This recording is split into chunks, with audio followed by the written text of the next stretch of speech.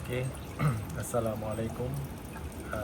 Saya buat video ni just untuk share experience baru set up aquarium. Ini adalah aquarium yang baru saya set up.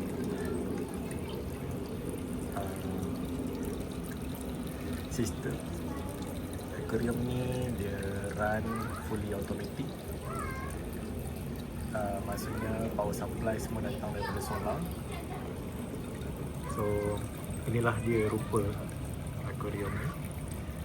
Okay, saya nak ceritakan daripada asal pembuatan aquarium ni. So setup dia saya gunakan tanah gambut. Kalau boleh tengok ni kat sini boleh nampak struktur tanah ni memang daripada tanah biasa, bukan saya beli. Dan lepas saya letak tanah tu, atasnya saya lapiskan dengan pasir pantai. Tapi pasir ni saya dah basuh dulu. So lepas tu saya letakkan macam batu dan juga batu merah. Lepas tu tanam sikit pokok-pokok. Dan ikan ni pun ikan yang murah-murah aja. Ada 3 jenis dalam ni. Yang first ni ikan ni saya tak tahu nama dia apa. Itu yang ni pun tak tahu nama dia. Dan yang ni spesies ni, yang ni rasanya cup kot. Okay, ini adalah aquarium yang pertama. So atas dia ada lampu UV, filter. Filter ni penuh dengan media filter. Lepas tu satu water pump. So kita boleh nampak.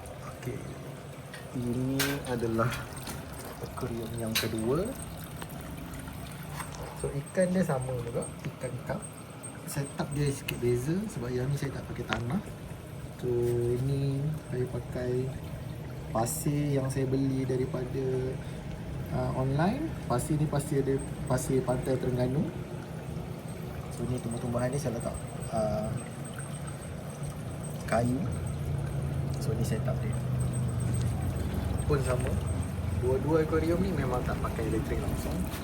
So water pump ni saya sambungkan terus kepada kabel dia. Kita boleh nampak.